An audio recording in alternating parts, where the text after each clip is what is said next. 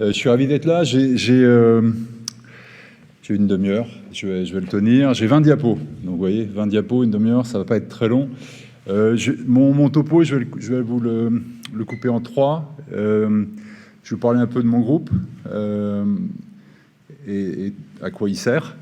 Je vous parlerai ensuite de la démarche innovante de notre groupe dans plusieurs dimensions, dont la dimension bien-être animal.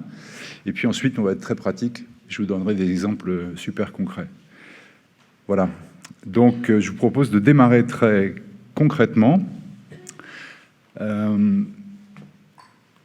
Alors, vous voyez, donc ça, c'est en 2 mots. Ça ne vous dit pas ce qu'on fait, mais ce qu'on fait rentre dans ce cadre de référence que vous voyez sur l'écran. Vous voyez aussi qu'on a un sous-titre sous groupe Grimaud qui est « Prendre soin de la vie ». Je m'arrête 2 secondes sur le sous-titre, puisque jusqu'à un passé récent, nous avions comme sous-titre, alors c'était en anglais parce que notre groupe est très exposé à l'international, « Giving life to performance », donner vie à la performance. Vous voyez ? Et c'était un truc qui datait du début des années 2000, qui correspondait à une époque. Et quand on s'est reposé la question il y a quelques années, on s'est dit « mais non, mais ça colle plus. C'est plus ça. C'est plus nous, et c'est plus les attentes du monde qui nous entoure. » Donc on a changé sur cette approche qui est prendre soin de la vie, et je vais essayer de vous le décliner sur l'ensemble des dimensions, dont la dimension bien-être animal. Donc vous voyez, la phrase qui est en dessous, je ne vais pas vous la lire, vous pouvez la lire vous-même, mais ça ne vous dit pas ce qu'on fait. Ce qu'on fait rentre là-dedans. Alors, si j'avance un peu, on a 3 métiers dans notre groupe. On a les métiers de la sélection génétique animale. On est donc en amont des filières de production animale. Et nous sélectionnons et nous commercialisons dans le monde entier des animaux reproducteurs. Et puis quelques animaux commerciaux aussi, qui sont élevés pour faire de la chair, par exemple. Sur une offre très large qui va des palmipèdes jusqu'aux insectes, en passant par les porcs, les lapins, les crevettes. Donc vous voyez, on est en sélection génétique multi-espèces. On a un deuxième groupe de métiers qui sont le monde de la biologie. Et faites pas de confusion, vaccin. Le vaccin, c'est pas de la chimie. Alors, vous êtes éduqués, mais j'insiste là-dessus. La solution biologique préventive. On aura peut-être l'occasion d'en parler informellement après le topo. Donc, vaccin pour animaux, vaccin humain.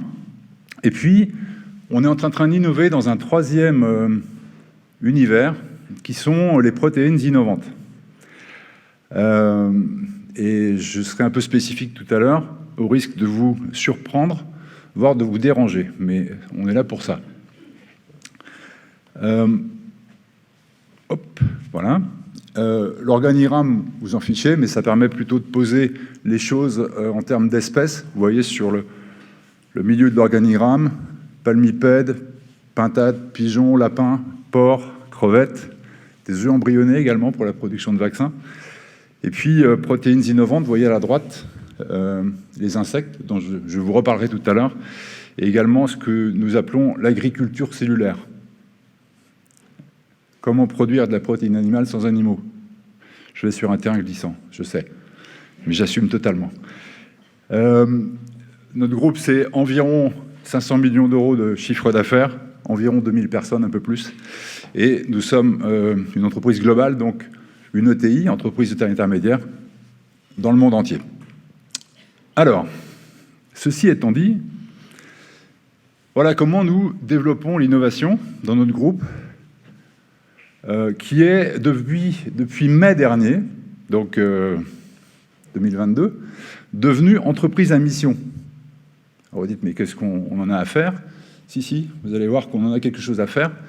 Parce que une entreprise à mission, c'est quoi? C'est une entreprise qui inscrit dans ses statuts, qui sont enregistrés au tribunal de commerce, qu'au-delà de sa vocation économique, elle va s'engager sur un certain nombre de dimensions à développer de meilleures pratiques avec des objectifs précis, des indicateurs, et en plus, un tiers indépendant qui va venir regarder ce qu'on fait, et tout ça fera l'objet d'un rapport annuel Rapport annuel, vous savez quand une entreprise fait un rapport annuel de gestion à son assemblée générale, c'est le rapport annuel de gestion aux actionnaires, généralement développé par le président, où on explique combien on a été bon l'année précédente en termes économiques et tout ça.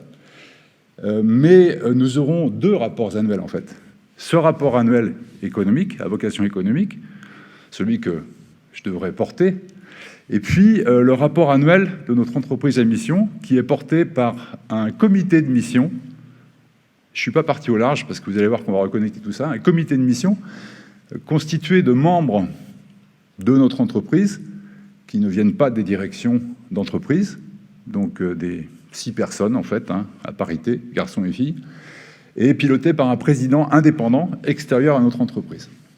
Alors, entreprise à mission, avec 5 dimensions dans cette mission. 5 dimensions qui sont exprimées maintenant dans nos statuts. Alors, j'ai souhaité clairement que la première dimension soit répétée, parce qu'il ne faut quand même pas l'oublier. Hein, je veux dire, une entreprise est un support économique de développement où on essaie de permettre à des gens de trouver un épanouissement personnel et une utilité sociale, mais bon, s'il n'y a pas de performance économique, il n'y a juste pas d'entreprise. Okay, donc, le premier objectif quand même, c'est celui de la performance économique par le service au client. Bon, et on le redit, même si c'est un peu inacadémique par rapport à ce que doit être une entreprise à mission, on le redit. Moi, ce qui me fait me lever le matin, c'est la deuxième dimension que vous voyez en haut à droite, prendre soin de l'humain. On sert à ça finalement. Et nous, notre job, si on va à la fin de la fin du truc, c'est la science destinée ou dédiée à la santé par 2 voies, ce que vous avez eu tout à l'heure, la voie des filières de production animale, parce qu'à la fin, finalement, ce sont des protéines qu'on va manger, et on mange pour se faire plaisir, mais aussi pour être en bonne santé, et puis également par la voie de la prophylaxie, les vaccins dont je vous ai parlé tout à l'heure. Ça, c'est quand même une forte motivation de l'ensemble de nos équipes, et de moi tout particulièrement. Vous voyez que la troisième dimension, également, qui est affichée ici, je le prends dans le sens des aiguilles d'une montre, prendre soin des animaux. Le bien-être animal dont je vais vous parler tout à l'heure, qui est vraiment au cœur du projet d'entreprise, je vous le développerai. Quatrième dimension, c'est prendre soin de nos équipes. Alors j'ai un peu menti tout à l'heure quand même, parce que c'est ça qui me fait vraiment me lever le matin. C'est emmener des équipes dans un projet à long terme où on est dans une relation gagnant-gagnant. Permettre à chacun de se réaliser dans son activité professionnelle. Et puis, prendre soin de notre bien commun qui est la planète. Donc, je n'ai pas le temps de détailler ici, mais vous voyez, entreprise à mission, sur chacune de ces dimensions des objectifs précis, des indicateurs précis, un suivi précis, un reporting annuel. Alors, on a construit ça sur une dynamique qu'on pense vertueuse, en tout cas qu'on essaie de rendre vertueuse. On est très modeste par rapport à ça, parce que ce qui est dur dans ce que je vous raconte, c'est qu'il faut qu'on soit le moins incohérent possible entre ce que vous voyez et puis la vraie vie de notre entreprise. Et je suis sûr qu'il y a plein de différences à plein de moments, mais comme on l'affiche, comme on le dit, ça nous oblige, comme dirait notre président. Donc, dynamique vertueuse entre l'humain. Alors, on avait dit au départ, l'homme avec un grand H, et puis là, la jante féminine a réagi en disant « Quoi ? Tu y es plus du tout !» Et c'est là que je me suis dit, j'ai pris un sacré coup de vieux, parce que quand on parlait des droits de l'homme, non, maintenant on parle des droits humains. Et c'est vrai, c'est vrai, c'est vrai. Donc, l'humain, l'animal, le bien commun qui est la planète. Je ne vais pas reparaphraser tout ce qui a été dit de façon très brillante ce matin, puis sans doute hier aussi, je n'étais pas avec vous. On est des êtres sensibles, nous les humains, les animaux le sont aussi. Tout ça génère des émotions chez nous, des émotions chez les animaux. Comment on arrive à reconnecter cela? Et finalement, c'est de là que viennent les nouvelles attentes sociétales. Et je vois l'âge moyen de la salle, je me rends compte qu'il y a quand même beaucoup de jeunes gens, et c'est pas sans poser de questions pour ceux de ma génération. Et puis la prise en compte, comme je vous disais tout à l'heure, du bien commun.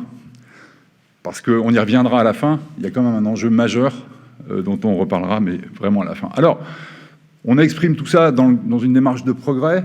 Là, je ne vais pas m'attarder. Vous êtes invités, si vous êtes intéressés, le 29 novembre, on organise un événement un petit peu dont tu étais venu intervenir, un peu dans cet esprit-là.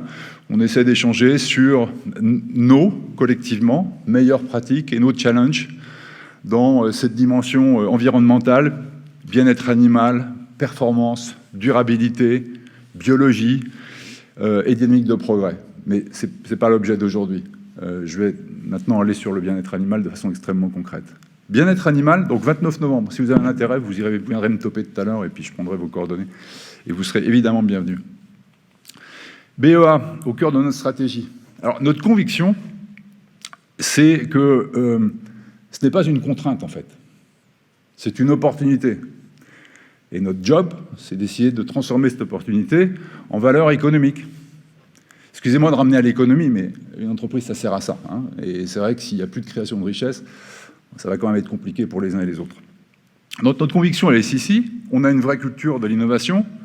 On a un process innovation qui est très structuré dans notre entreprise, mais en même temps, si je m'arrête un instant sur l'innovation, c'est quelque chose qui ne se décrète pas. Innover, qu'il disait, vous savez, il y a plein de colloques sur l'innovation, ça me fait toujours beaucoup rigoler. En fait, c'est comment on crée les conditions de l'innovation en entreprise. Et un mot de plus là-dessus, c'est en permettant aux gens de tenter des trucs et de faire des erreurs.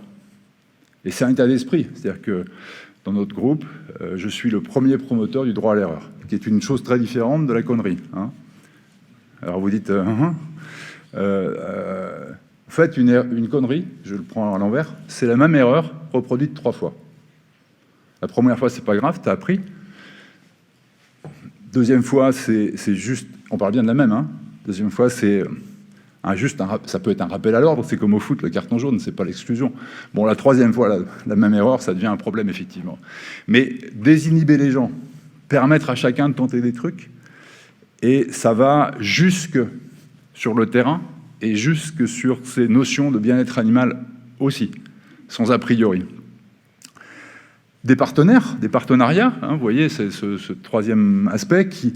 Alors, avec l'Agrocampus Ouest, on a une chaire Futur Élevage, on fait cette journée, cet événement Natural Concept, avec vous. Je veux dire, on parle avec vous, on est membre, et vous nous gratouillez, parce que des fois, on n'est pas du tout irréprochable, on n'a pas cette prétention-là. Et puis, on a des partenariats filières, et puis les regards croisés dont je vous ai parlé tout à l'heure dans la notion d'entreprise à mission, nos équipes, puisque vous avez compris qu'il y a un comité de mission chez nous, où nos équipes... nous challenge, animé par un président extérieur, indépendant. Et puis, il y a également un organisme tiers indépendant, dans le cadre de l'entreprise à mission, qui va auditer notre rapport annuel. Donc, vous voyez, comme un commissaire aux comptes audite les comptes annuels. Vous voyez que c'est quelque chose qui est vachement obligeant. Et puis, on travaille avec des ONG également, avec qui on discute. On s'invite. On débat, on n'est pas toujours d'accord, mais c'est ce qui fait avancer les choses. Alors j'avance, et on arrive à quelques exemples concrets dans l'univers du BEA. Je suis bien au niveau temps? Ouais, ça va. Je suis à la dia 11, c'est ça? Ouais. Alors des applications concrètes, vous voyez, alors je ne vais pas m'étendre, on pourra y revenir, mais depuis déjà quelques années, on est en train de travailler sur des élevages de lapins en parc collectif. Est-ce que tous nos lapins sont en parc collectif? La réponse est non. Et je ne vous cache pas qu'à titre personnel, j'ai eu un problème avec ça au départ, en disant, mais non, pour moi, le lapin, dans mon image, dans mon subconscient, ou dans mon conscient, quand j'étais gamin, et je me disais, non, mais le lapin est un animal de clapier, il n'y avait pas de sujet, quoi. Le fait que les lapins soient dans des petites cases, je ne vois pas où est le problème. Ouais, mais il faut avancer. Bon, je dois vous dire, mais vous le savez, que ça avance lentement, parce qu'on peut le faire d'une manière assez pionnière, un peu expérimental, mais quand on est dans la vraie vie, chez nous et sur le terrain, c'est quelque chose qui n'avance pas très rapidement. Mais en tout cas, on y bosse, on réessaie, on insiste, mais on se confronte aussi à la réalité économique. La dame de tout à l'heure le disait très très bien, à un moment donné aussi, on doit faire bouillir la marmite. J'arrive en port, j'ai 3 exemples en port. Vous voyez que depuis des années, on sélectionne par exemple le nombre de tétines. Car notre objectif, c'est d'avoir des truies maternelles, qu'elles puissent elles-mêmes élever les petits, et non plus travailler avec des systèmes d'adoption et ou avec du lait artificiel. Bon, c'est des choses qui avancent. Vous voyez en bas le graphe, regardez pas les nombres, mais on voit qu'on progresse. C'est mesuré et c'est sélectionné. Développement des qualités maternelles. Deuxième exemple en porc, c'est la sélection contre les odeurs sexuelles des mâles entiers. Et c'est un sacré enjeu, l'histoire de la castration. On n'est pas trop fiers, hein, les gens qui sont dans les filières porcines, de parler de ça à l'extérieur. Mais franchement, on n'est pas plus malin quand on parle du chaponnage en volaille. Ça se pratique pourtant. Alors, je ne sais pas si le lien va fonctionner, je vais essayer. C'est la régie qui va envoyer la vidéo. Ah, ok. C'est une petite vidéo de 2 minutes. Depuis des années, les acteurs de la filière porcine s'engagent dans une démarche d'amélioration continue du bien-être animal. Société de sélection porcine, Choice a lancé dès 2010 un programme de recherche et développement permettant des alternatives à la castration et de réduire le risque des carcasses odorantes. Alors justement, pourquoi certains mâles non castrés, dits entiers, produisent-ils une viande odorante ? 2 molécules en sont responsables. L'androsténone, une hormone sexuelle liée en partie à la génétique, et le scatol, une molécule liée à l'environnement d'élevage et l'alimentation de l'animal. L'héritabilité estimée pour l'androsténone varie selon les études de 0,25 à 0,87 sur une échelle de 0 à 1. La sélection génétique a donc un rôle à jouer dans la présence de l'androsténone, tandis que les facteurs d'environnement joueront sur la quantité de scatol. Alors, si la génétique ne peut donc pas résoudre à elle seule les questions de viande odorante, comment peut-elle pour autant y participer considérablement ? Eh bien, la solution adoptée par Choice consiste à mettre en évidence un prédicteur sanguin de l'androsténone, l'œstradiol. Un animal avec peu d'œstradiol aura donc peu d'androsténone et donc peu de chances d'avoir une viande odorante. Concrètement, comment cela se passe-t-il ? Pour garantir une performance optimale, Choice a fait le choix de réaliser cette épreuve de qualification à 120 kg au plus proche du poids de marché. Une fois ces meilleurs mâles reproducteurs sélectionnés, Choice réalise un prélèvement sanguin afin de mesurer via un automate en laboratoire leur taux d'œstradiol. Les véras à faible risque sont ceux à faible taux. Ils sont donc qualifiés édition au moins. Comme évoqué précédemment, en plus de la génétique, d'autres facteurs permettent de limiter les carcasses odorantes, notamment de bonnes conditions d'élevage, propreté, température, ventilation, une alimentation adaptée ou encore l'environnement avant abattage. Au-delà des spécificités innovantes de la nouvelle gamme édition au moins, les experts Choice vous proposent donc un accompagnement technique personnalisé vous permettant de réunir ces conditions optimales pour la production de mâles entiers. Retrouvez les véras édition au moins dans les CIA publics partenaires. En fait, c'est pas une vidéo de promo en tant que telle, puisque en fait c'est un podcast. Hein, c'est lié sur nos sites web, etc. C'est des choses qu'on pousse. L'idée, c'est de faire de la pédagogie, d'expliquer et de convaincre qu'il est possible de faire de cette manière-là. C'est proposé, c'est pas imposé, évidemment.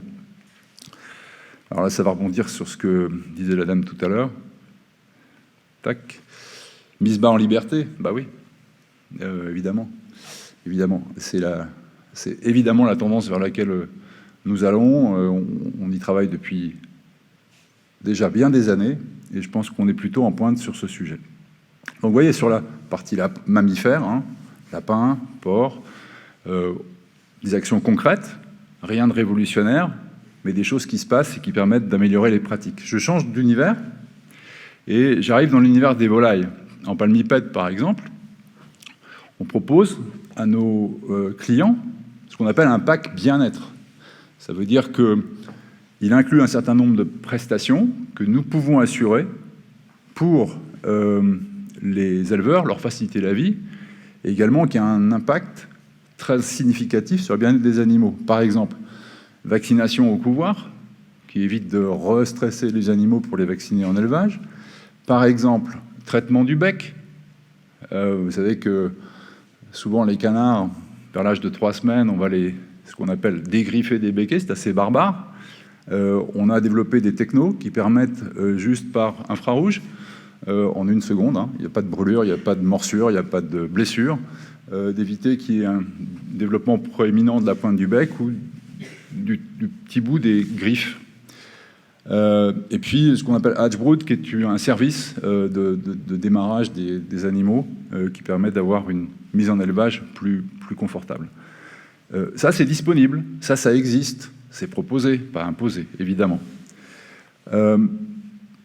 Quelque chose qui est disruptif, complètement disruptif. On a développé une techno de sexage dans l'œuf aussi, puisque c'est un sujet qui devient absolument inacceptable d'un point de vue sociétal, de dire il y a des poussins ou des canetons qui naissent, et quand le contre-sexe qui n'est pas vendu, et il est détruit.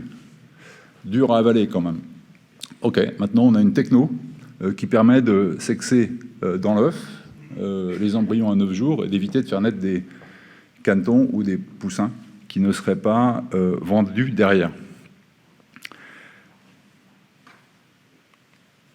What is next? Et j'arrive pratiquement à la fin de mon propos. Je suis sûr que vous avez vu ça. C'est vertigineux de le remettre en perspective. C'est vertigineux. Regardez la courbe de gauche, la croissance de la population mondiale. Vous voyez, jusqu'en 1950, on était 2,5 milliards. Ça montait, hein, mais ça montait gentiment. Et puis depuis, paf, ça a explosé. On est 8 milliards à peu près actuellement. Vous pourrez aller voir sur le Worldometer. Vous allez voir, Worldometer, c'est l'ONU, je pense, qui publie ça. Vous avez le déroulement en real time de la croissance de la population mondiale. 360 000 naissances par jour, 140 000 décès, mais le solde net, c'est quand même 220 000. Ça fait 80 millions par an sur la planète, de plus. On parle des humains ici. Avec une prévision qui nous emmènerait à 10 milliards en 2050.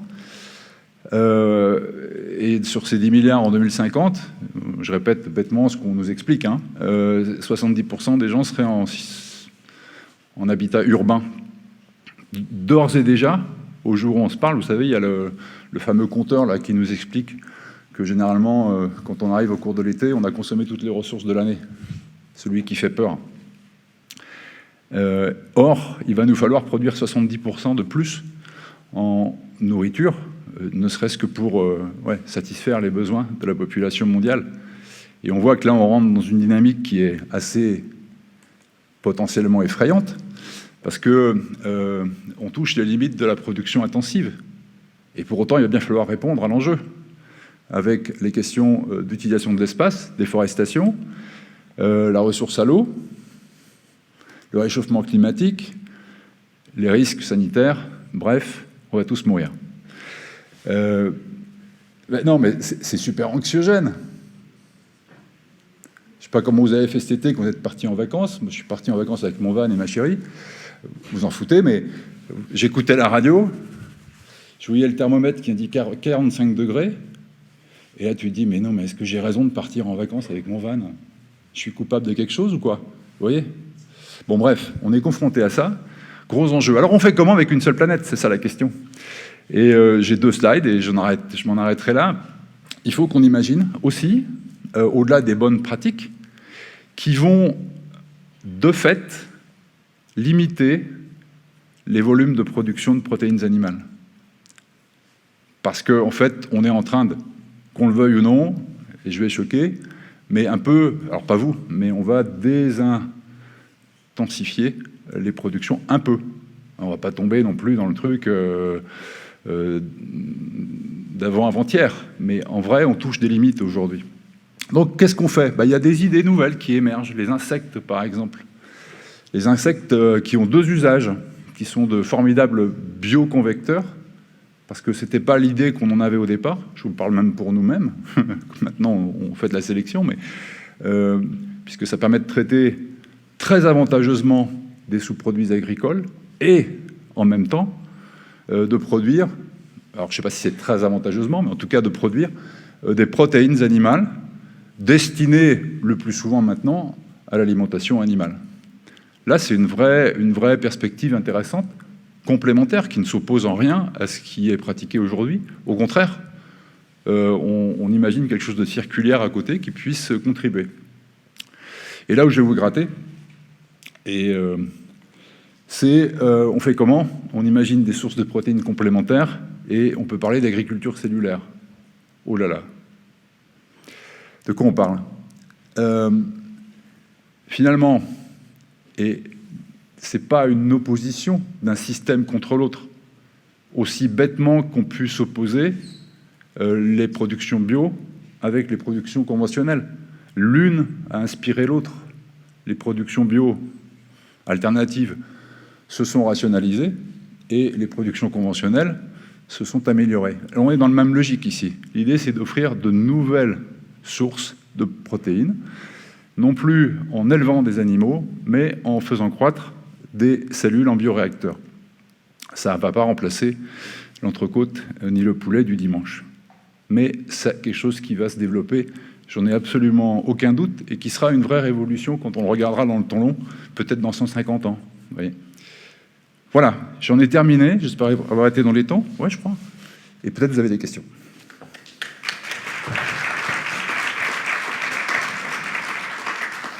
Merci beaucoup Frédéric. Donc on va faire comme pour les autres sessions, on va prendre des questions. Oui, Pascal, enfin, tu te présentes. Qu'est-ce que j'ai dit?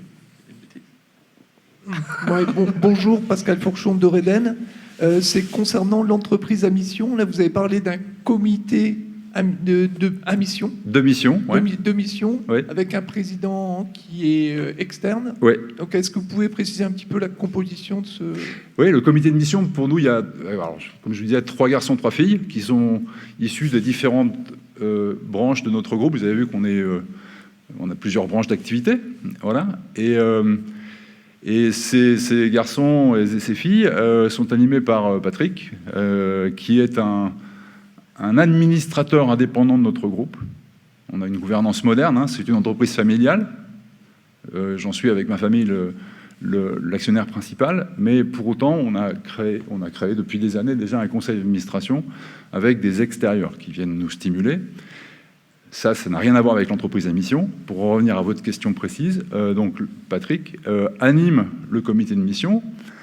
Le comité de mission, qu'est-ce qu'il fait en fait, hein? Vous voyez que souvent les 5 axes de l'entreprise à mission, dont je vous ai parlé tout à l'heure, la dimension économique, la dimension sociale, sociétale, à quoi je sers, bien-être animal, impact environnemental, et puis pour nos collaborateurs. Pour chacun de ces axes, nous avons à peu près, alors, dans le cadre de notre entreprise à mission, 3 objectifs annuels. 5 x 3, 15. Alors, c'est pas exactement ça, parce qu'on arrive à 19 à la fin, mais peu importe. Et pour lequel on fixe un certain nombre d'indicateurs. Et donc, la vocation du comité de mission, c'est bien de challenger en interne le fait que nous les suivions, de mettre en évidence s'il y a des écarts ou pas, et de proposer pour le renouvellement, puisqu'en fait, on fixe des objectifs annuels ou pluriannuels, il faut faire vivre ça. Donc, ils sont là aussi pour proposer un certain nombre d'autres axes d'amélioration. Si je prends un exemple juste hyper concret, je sors du bien-être animal volontairement. Par exemple, on dit, dans notre entreprise, il n'y a pas de salaire inférieur à 110% du SMIC.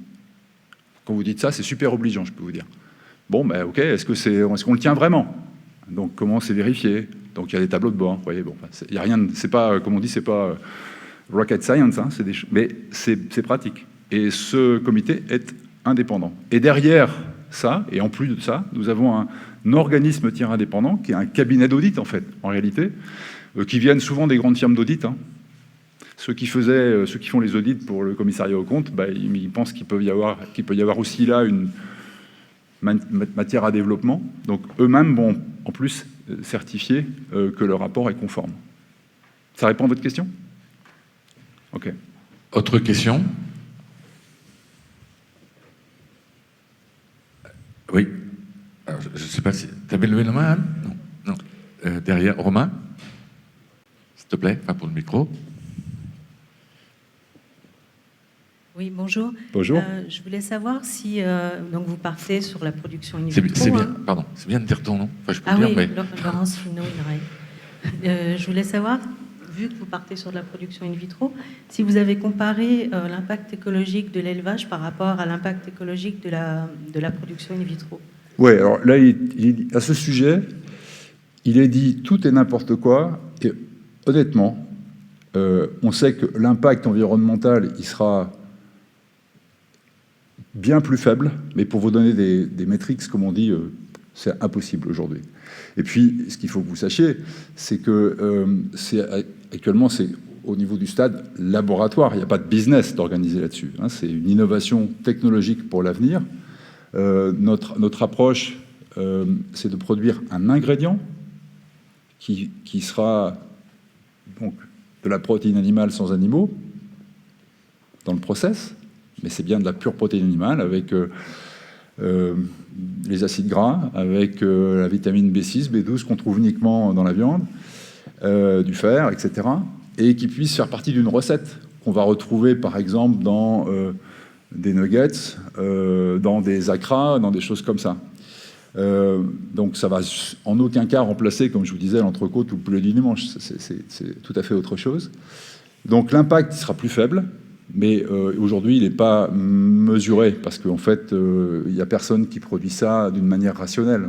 On le fait aujourd'hui à petite échelle et c'est encore en phase de développement qui va demander d'ailleurs tout un process de validation, hein, puisqu'il va falloir passer par des dossiers qui sont déposés, qui vont être déposés en Asie, en Europe, aux États-Unis, pour obtenir ce qu'on appelle l'agrément Novel Food, hein, puisque c'est aujourd'hui des produits non alimentaires qui devront être approuvés par le régulateur pour devenir des produits alimentaires, comme par exemple l'ont été les insectes.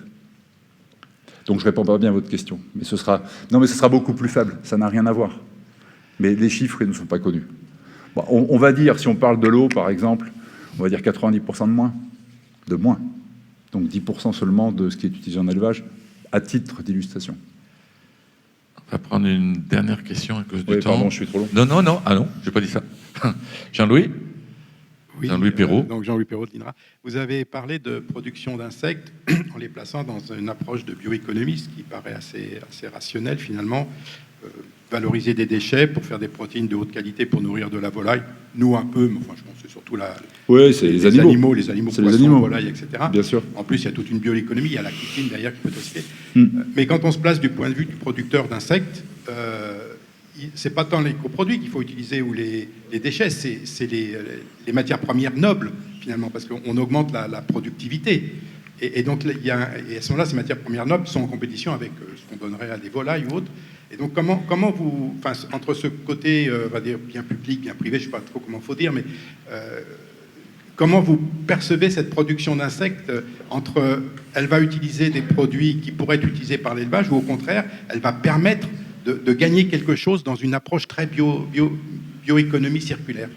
Alors, je m'inscris plutôt dans cette deuxième dynamique. J'ai compris ça, mais... Voilà, mais elle n'est pas non plus... C'est pareil, on parlait tout à l'heure d'agriculture cellulaire qui est au niveau du stade laboratoire encore à ce jour, ou pilote de production, je vais plutôt dire comme ça. On a dépassé le stade laboratoire, on est plutôt en pilote aujourd'hui. Là, pour répondre à votre question, c'est pareil, en fait.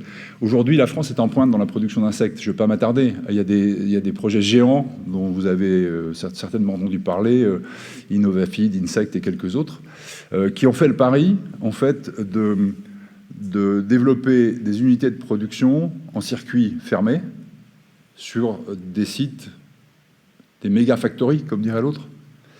Je ne vous cache pas que je suis très sceptique sur la pertinence économique de ce modèle, enfin technico-économique, parce que là, on a affaire à des animaux, et qu'à un moment donné, on ne va pas échapper à la réalité de la biologie, et que le jour où la ch'touille se met dans un truc comme ça, comment on s'en sort?